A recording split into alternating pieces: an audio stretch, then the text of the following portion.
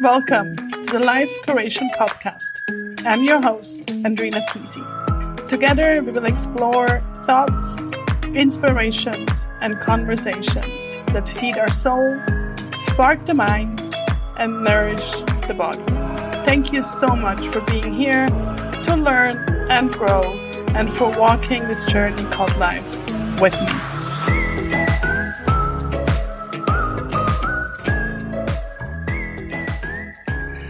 Welcome to another episode of the Life Curation Podcast. Whether you're here for the first time or maybe you've been tuning in regularly, I'm truly honored to be in your ears. And today I have the privilege to share a conversation with you with Rahel Papis, and I literally just ended the conversation with her and we had such a blast. Rahel is based in Zurich and is a hypnotherapist and a kinesiologist, and you can tell that it's a little bit of a tongue twister for me. And her goal is to transform therapy into a fun and surprising tool, because healing isn't pretty, but the other side is pretty amazing. And she says, once triggers are found, there is a space to reunite with your gems within. Rahel is the author of the journal Therapy in Crime. And during our conversation, we talk about crime scenes, victims, and gangsters, as well as being the director or the actor. So you really will feel like in a beautiful movie set. Rahel has a wealth of knowledge, and it was difficult to keep our conversation short-ish.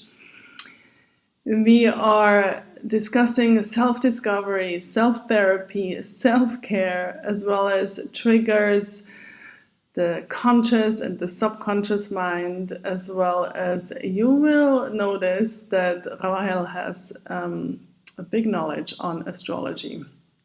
So there is so much in this episode, and I hope you feel as inspired from our conversation as I do right now after my talk with her.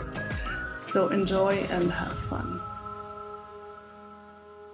Welcome, Rahel, at the Life Curation Podcast.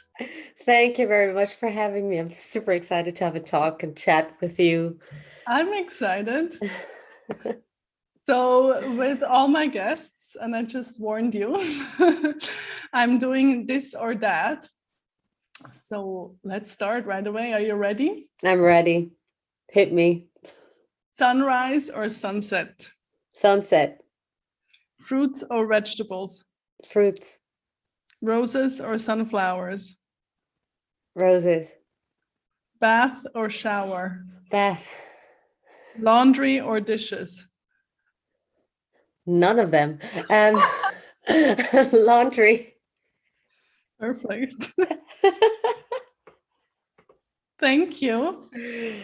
Oh. Well, before we dive deep into the topic of today, can you tell us a little bit about your culture, upbringing, and also your star signs? That is so funny. Yeah. So funny that you're asking, because my immunocoeli, which is the IC, which is the south of your chart, is in Leo. So I was actually having a conversation with my friends. What is the Leo in immunocoeli? And that is, Leo is kind of like very generous, very big thinking, freedom, also very aesthetic to a certain kind of way. And that was my upbringing. Like, we had a big, huge flat. I was always outside. Everything was, in a good environment. And more or less also my parents were kind of stylish or aesthetical. So it actually, was very, very generous. And I was growing up in a in a village where I had a lot of friends, where I met a lot of people, where everybody knew everybody. So In actually, I mean, I Switzerland. did in Switzerland. So I mean, I did have my own traumas and everything with school and skin color and parents divorcing, but my upbringing, like the environment was very beautiful to grow up, like typical Swiss culture, to be honest. It couldn't be more Swiss.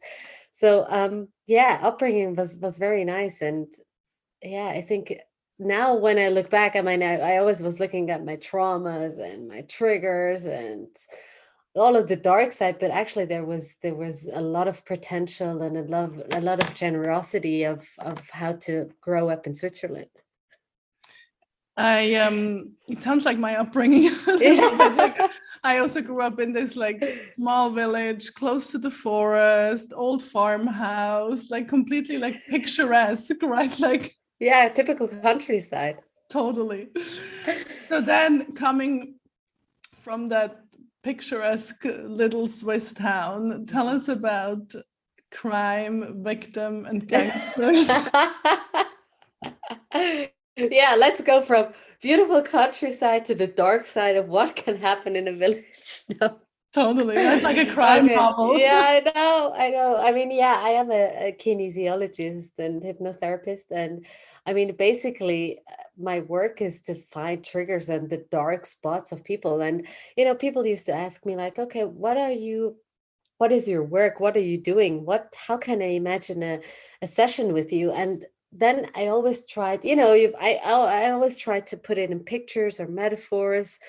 And then I was like, okay, you know what? You need to imagine as if your problem, you actually don't know where your problem comes from, right? So I have people who are nail biting or have depressions or have anxieties or sleeping disorders. Sleeping disorders is a really good one, right? So you just have sleeping disorders and don't have a clue where it comes from.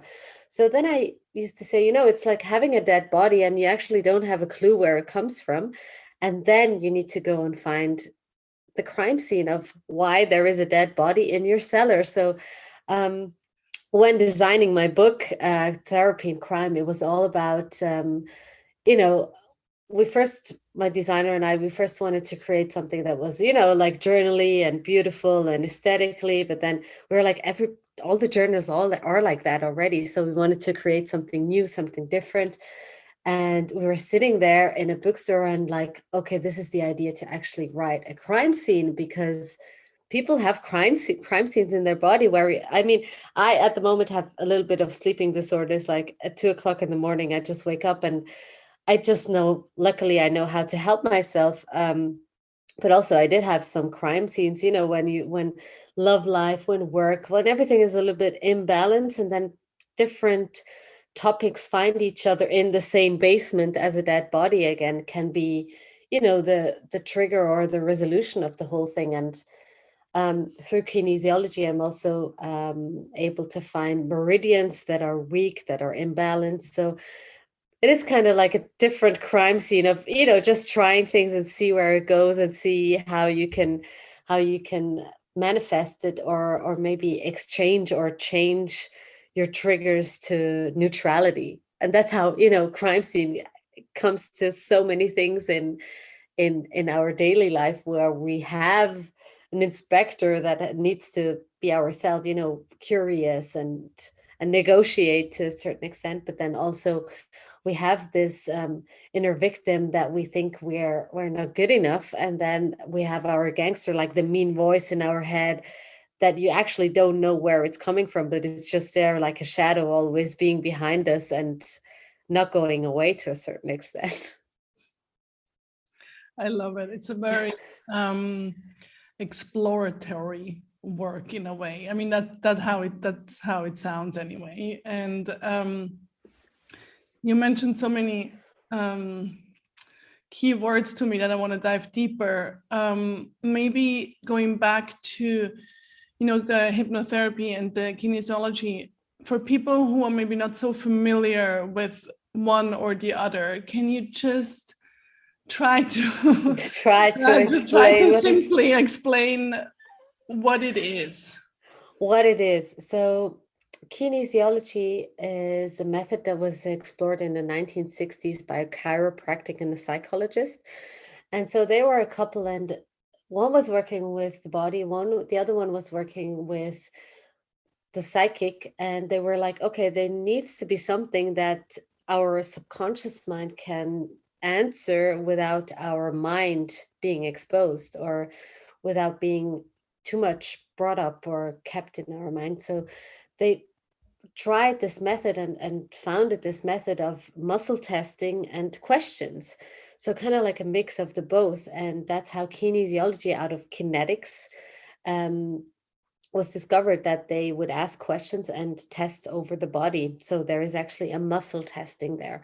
So you can even ask yourself, like, I mean, you can take your arm. So you can take your arm with you, your left, let's say your left arm, and then the right one over it. And then you can ask yourself a question, or let me say, you can think about something that makes you happy. So I'm thinking about beaches and cocktails. And once I press down, then this is stable. So it gives me strength, or it's strong. And then once I think about something that makes me unhappy, let's say the world, sometimes how it can confuse our inner self, and when I press then I can feel a weakness by the pressure of my right arm.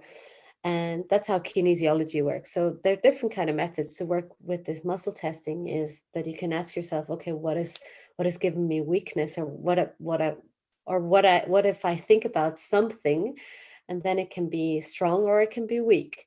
And it's just about, exploring what your body says, and not if you were like, oh, but I actually don't feel like that this way. So it's a really nice technique to just let the body answer and see where the story goes.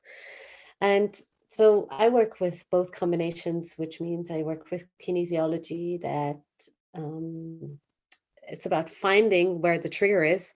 And then once we find the trigger, which is normally, somewhere back in the past, if it's your childhood, if it's your teenage trauma, if it was your teenage crush, sometimes there is a feeling there that is still giving you a little heartache, kind of like a little tension, where you're like, oh yeah, that was not a good experience. But then you're like, yeah, but I'm over it and whatsoever. It's like hundreds of years ago.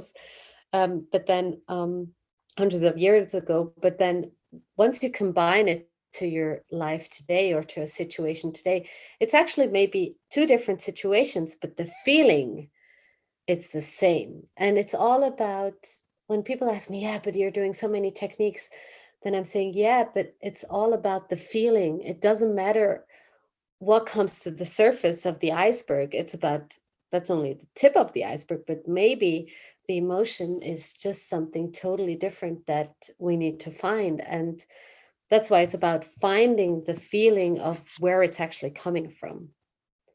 And there it goes into what is known, what is the unknown. And once you're like, oh yeah, I can feel it when I go back in there, there comes hypnotherapy regression, the regression method, that you actually go down into that feeling, go back into that feeling, and then see how you feel like when you're back there.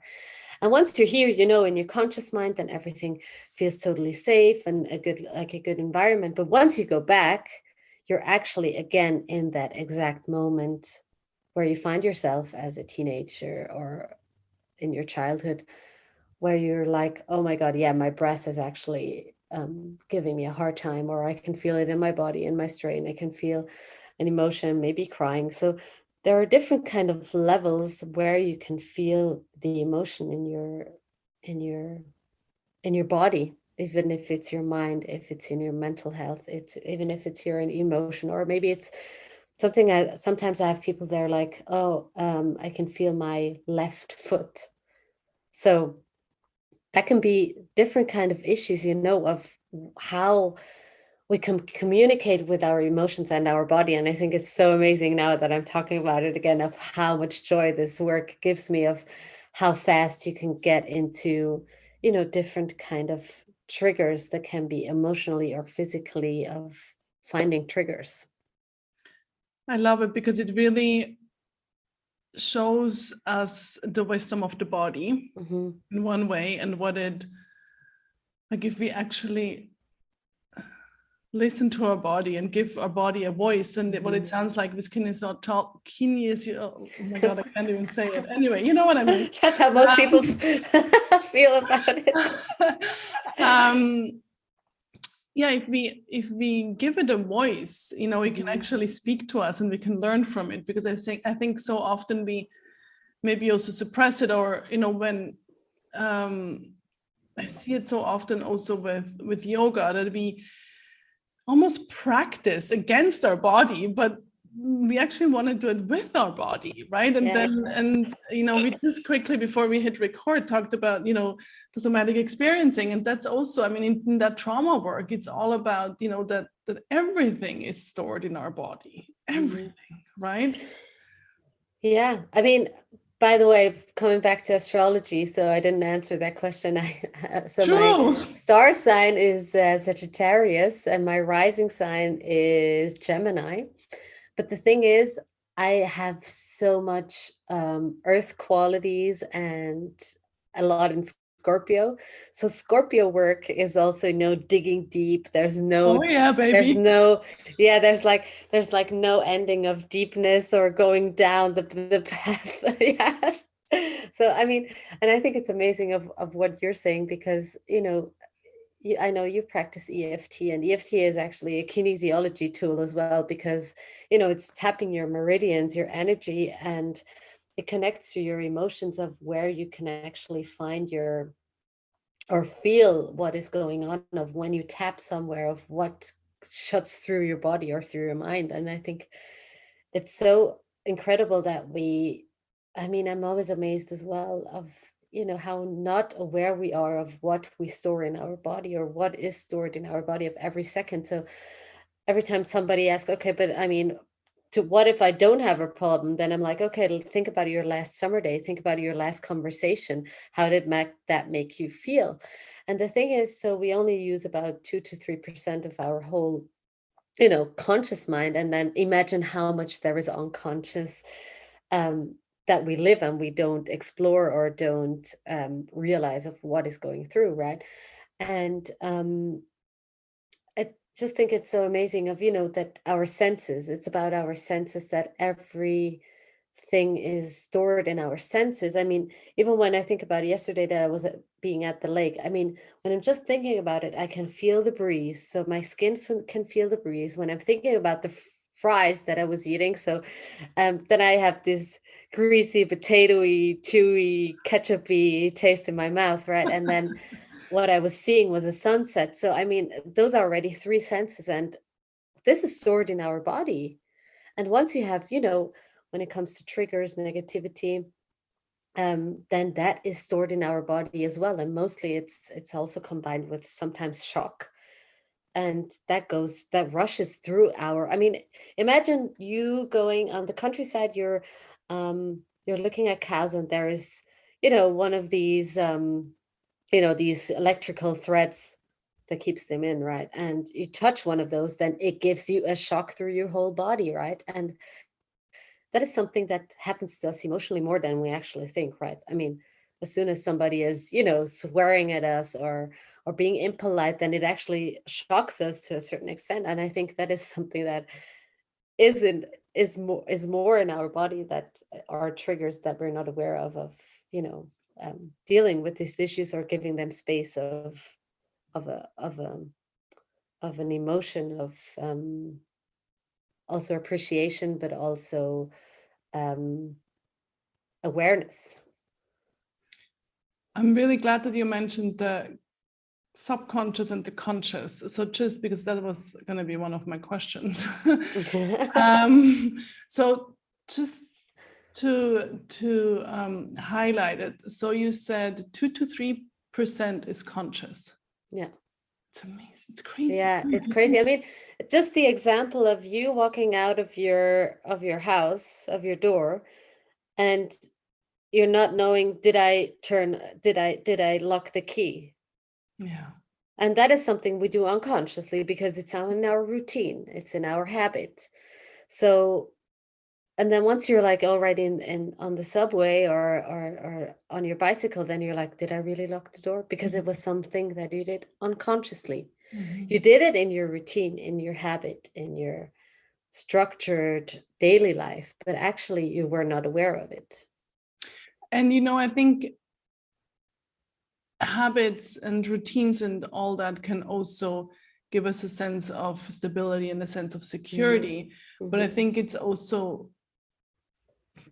good, or or to play with that, to just in terms of if we take always the same route to work or to for example, when I walk with my dog, I have like my routines, I have my routes, right? But I also try to switch it up, because it's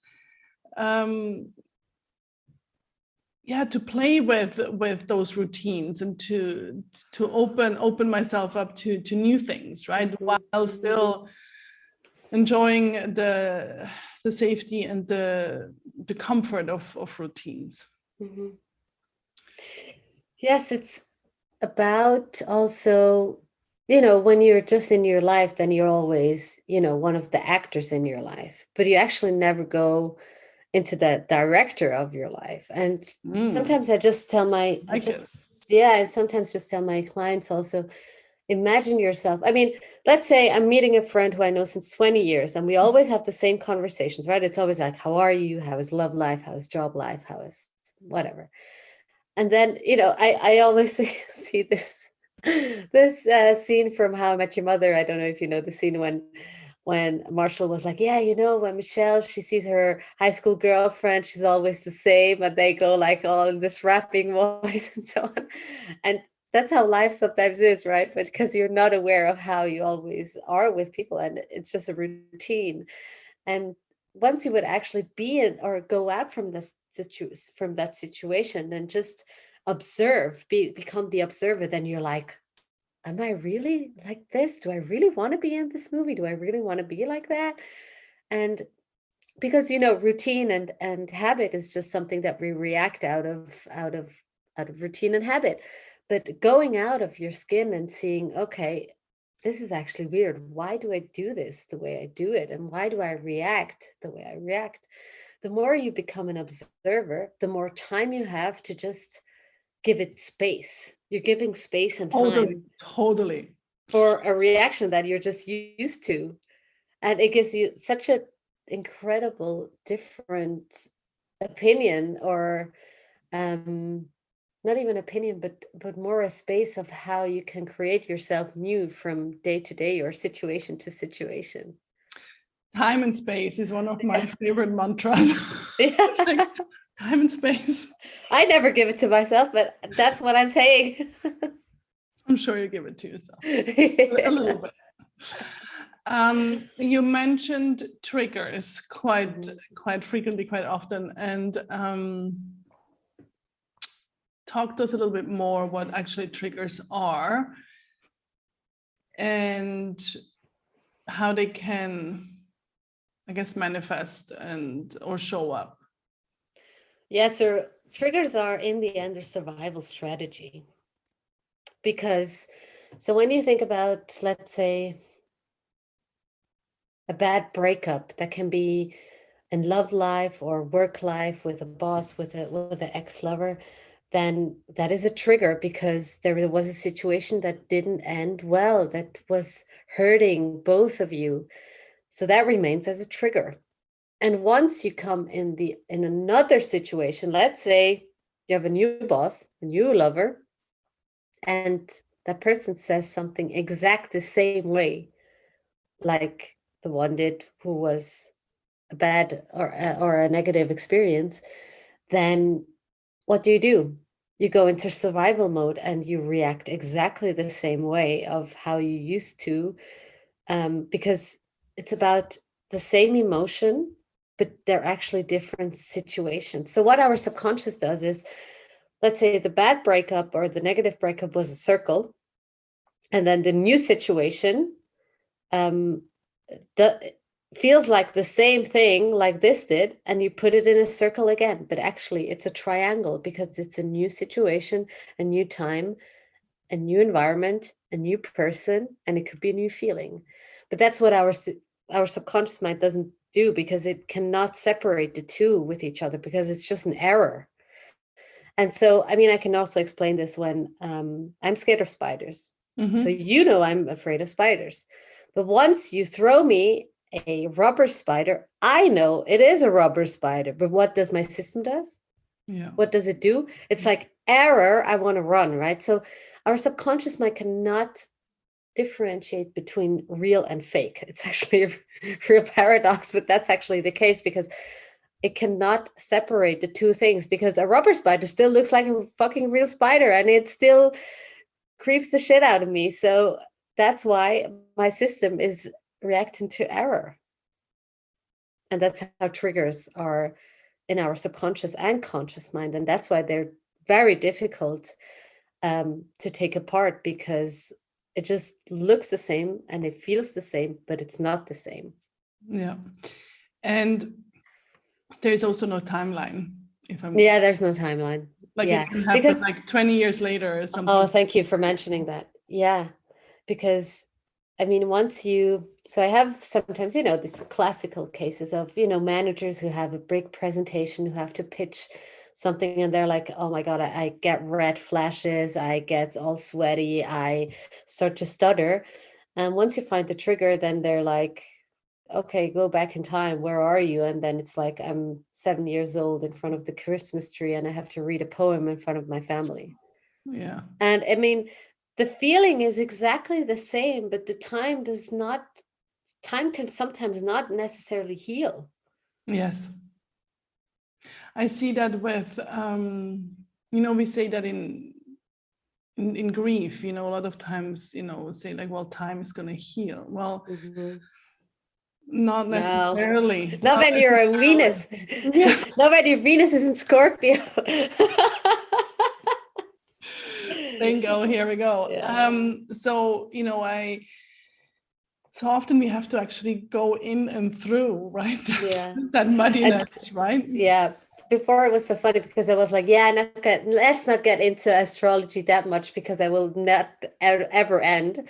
But now I do have to say something about it. Go ahead, please. Yeah, the more I wanted to study astrology 10 years ago, and then I, decided to study kinesiology, but I'm doing my studies now in astrology. And it's so interesting because everybody's so different. I mean, your Venus is kind of like your feminine side, no matter if you're male or female, but like your emotions, and also when it comes to relationship, or also your aesthetics, or how you want to feel like.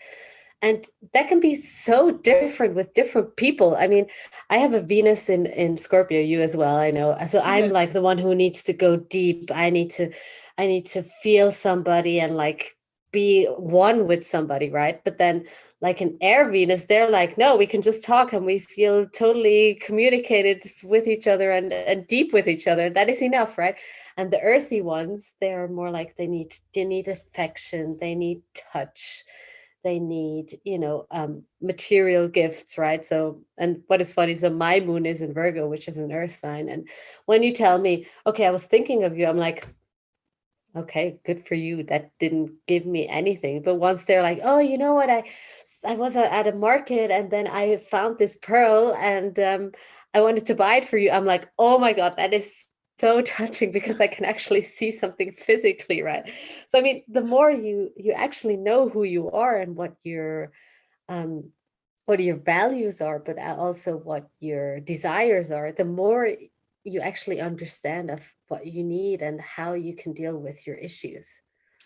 And that brings me to what you talk about with self-therapy, right? Which I think is so powerful. So, because for me, it has this feeling of empowerment, right? And so maybe explain difference, if you can, between self-care, which we talk a lot about, and is also a big hype, and also important, of course, and self-therapy.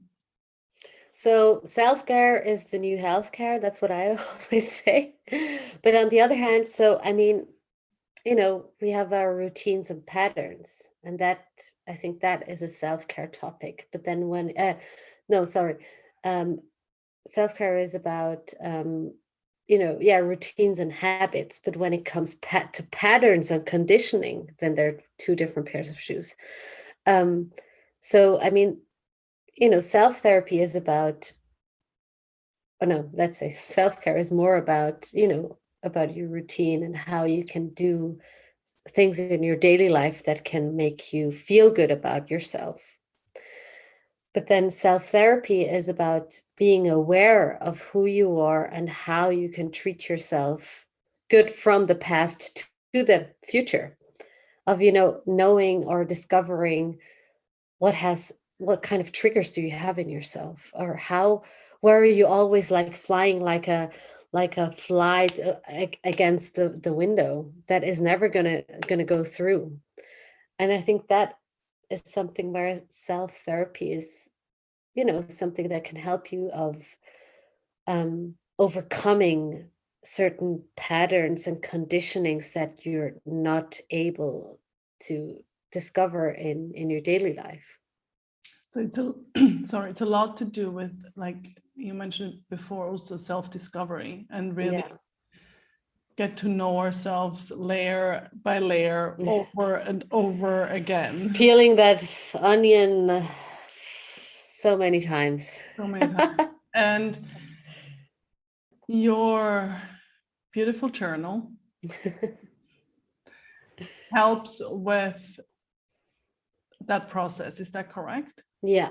It's about, you have to be your inspector of, being in your neutral life, and just being very neutral. You're actually then the director and actually observing of what is going on in the movie. I love all these different images. I feel like I'm like in a movie set.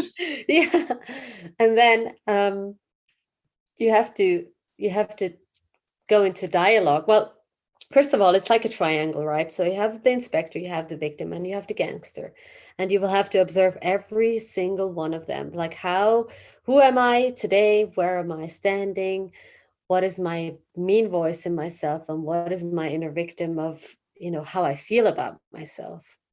And then you actually have to communicate with both. So like it is in a crime scene. So you have to, as an inspector, you have to be like, okay, I have to be interrogate or communicate with the victim. How did that feel? How was that feeling?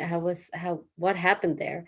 And then you also have to be like, okay, gangster, why did you do this? What was your intention? What was in your thoughts? And then about going back, finding the crime scene of where it all happened and what was going on there and how did everybody feel. So it's about, changing perspectives, but also going into this movie of taking different sides of perspectives. Yeah, and it kind of makes it fun.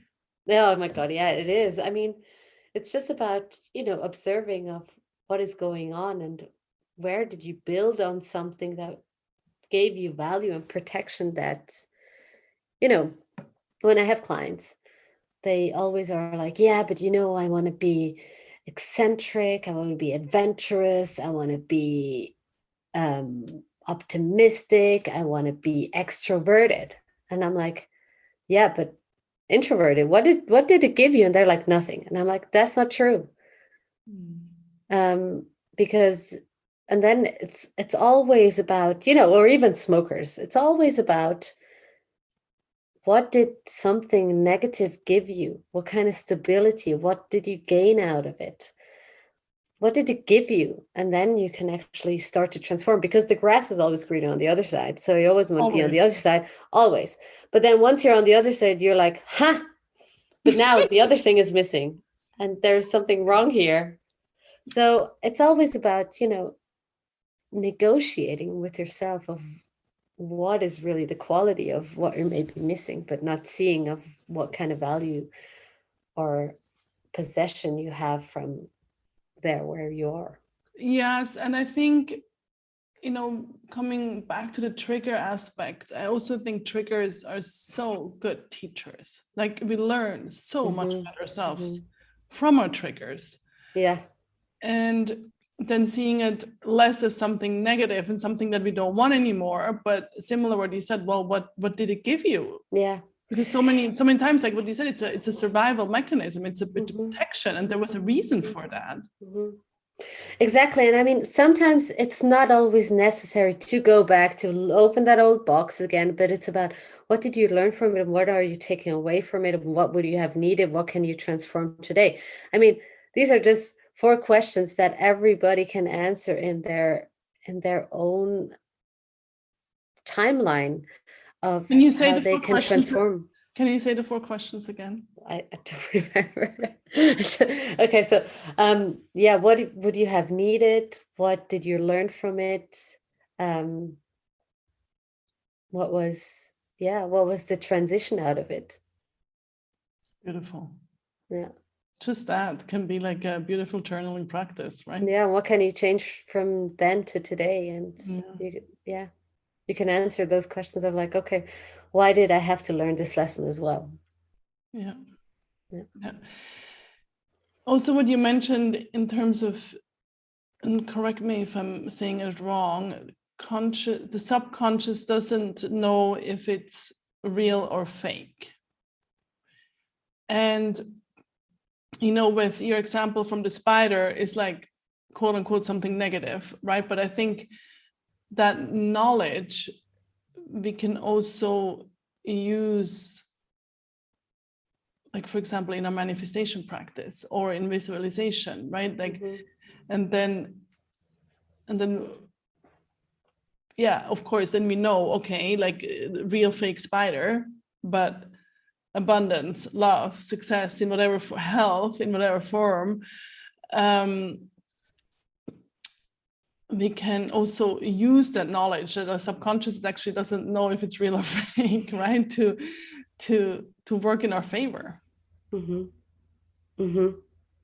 Yeah, it's so true, because once you work with visualization, manifestation, meditation, we are just able to acknowledge it and transform it and give it a space that it needs of whatever is coming up. And I think, or that's what happens to me. I don't know how you guys feel, but I always judge myself for some things that, come up that were like 10 years ago. And I'm like, I'm still there, really?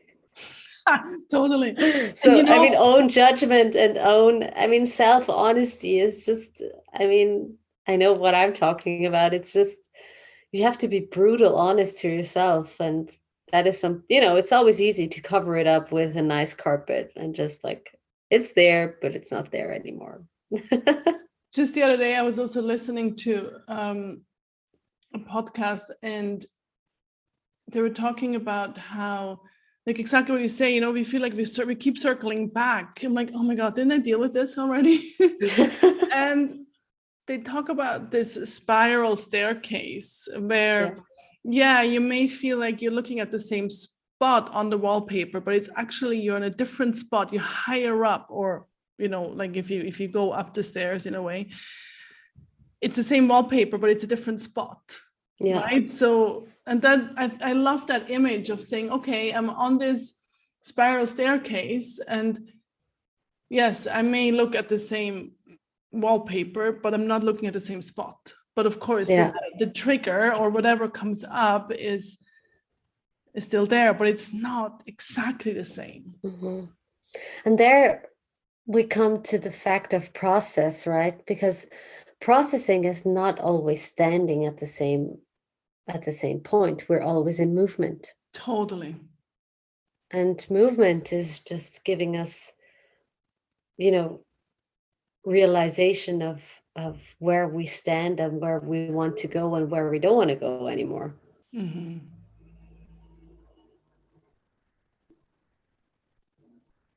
Wow, I love it. So good.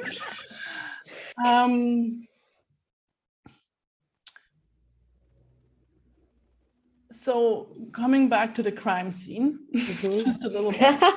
So in the book, in the journal, so if somebody wants to start that process of self-therapy, possibly with the journal, but when do you recommend self-therapy, and when do you recommend seeking support and having maybe an external investigator come in? And is there a combination, or yeah, good question. So, I mean, the book is built up also with the 4 life pillars, kind of like work, love, fun, and health.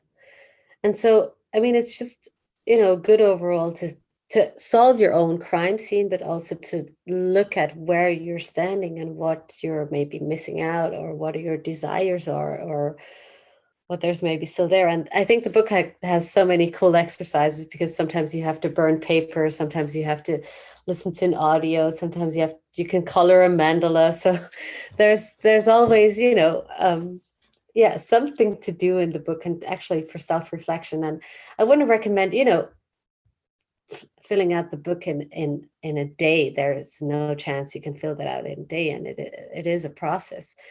And so I mean, once you're just willing to be self-honest to yourself, then the book is incredibly amazing, because there you have to write down of what you're feeling and what you're thinking, and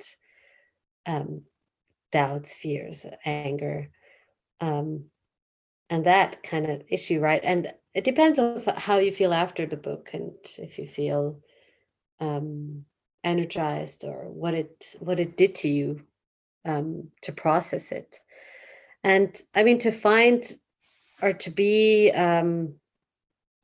it's about self-honesty in the book. But then on the other hand, once you want to find another trigger, or explore in a therapy session, then it's always good, for somebody to ask you questions, and to just feel hypnotherapy or muscle testing, to maybe just come on a different angle or a different level of what is maybe still there. Or maybe it's maybe even like a gold mine of, digging out gold, but then there's some rest being there, and you're like, okay, I cannot really see it, and I need somebody who can give me a torchlight.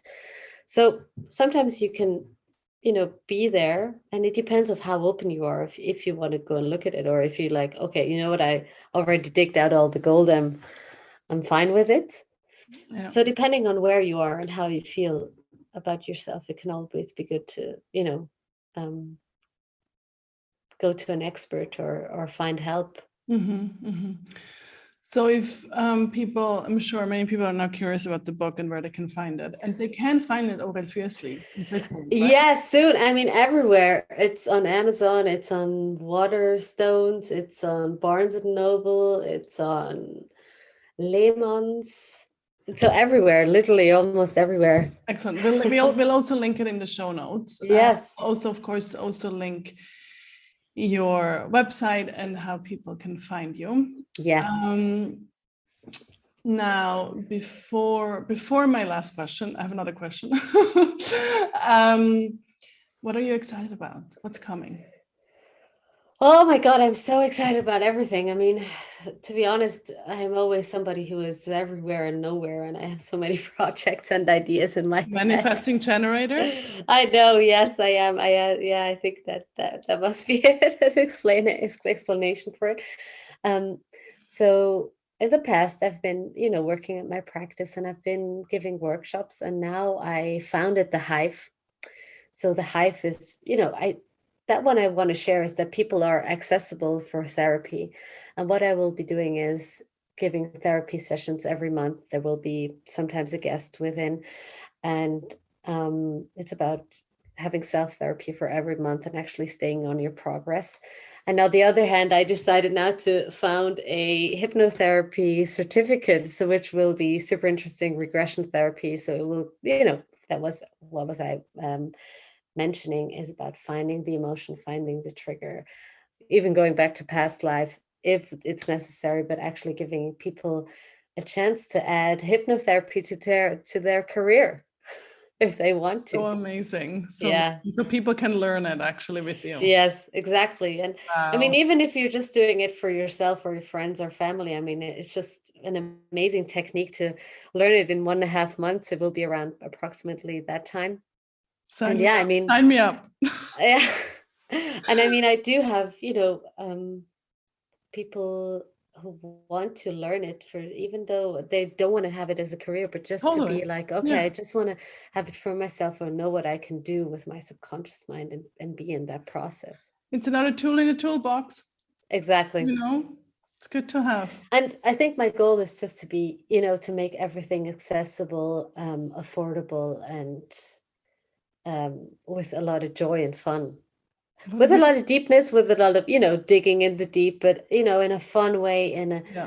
light way also, because when it comes to therapy, people are always, it's like, oh no, I need to go to therapy and it will be exhausting, right? But then I just think, no, therapy can be so much fun of, releasing a lot of tension and crying and going into looking at your whole crap that you've been carrying around, but on the other way, to feel so much lighter and better and just be in peace with yourself.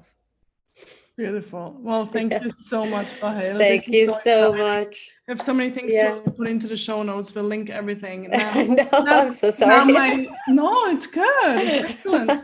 Now, my last question, and I also ask my guests that, being on the Life Curation podcast and, for my work, for your work, we draw so many different things together also in our life. So do you have a mantra or a quote? And of course, that can also change. I have it. Okay, go. A day without laughter is a day wasted. Charlie Chaplin. Yes. Yes. I love that one. I was just thinking before we were having our chat, I was just thinking about it. I was like, yeah, I really like Eckhart Tolle and so on. But then I was like, no, but I think, even if life can be super dark and a super deep, challenging spot, there is something that can make you laugh on a daily basis, or that makes you happy, or at least gives you a smile of purity or thankfulness that you can find in your daily life. What a beautiful way to end our conversation. Yeah. Thank you so much for having me. It was so wonderful. Oh my God, I'm still buzzing from this conversation. It was just so full of stuff. How did you like it? What did it inspire you to do? Like for me, I booked a session with Rahel and I've wanted to do that for a long time. And after turning the record button off, we looked at our planner and we booked a session and a coffee date. And I really look forward to that.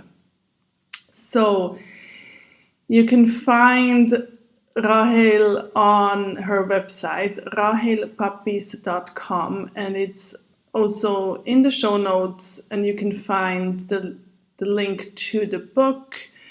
Also, you will find information to the Hive that she mentioned, and just explore also the questions that she mentioned during our conversation. And I would love to hear what this episode inspired you to do or maybe to journal about. So share it with us via message, or maybe you share it via social media and tag us. And if you like this episode, please go over to iTunes and scroll all the way down and give the Life Curation podcast a 5-star review. That would really mean a lot to me, and it helps for people to find the podcast. Thank you, Rahel, and you, dear listener, for being here and for walking this beautiful life with me.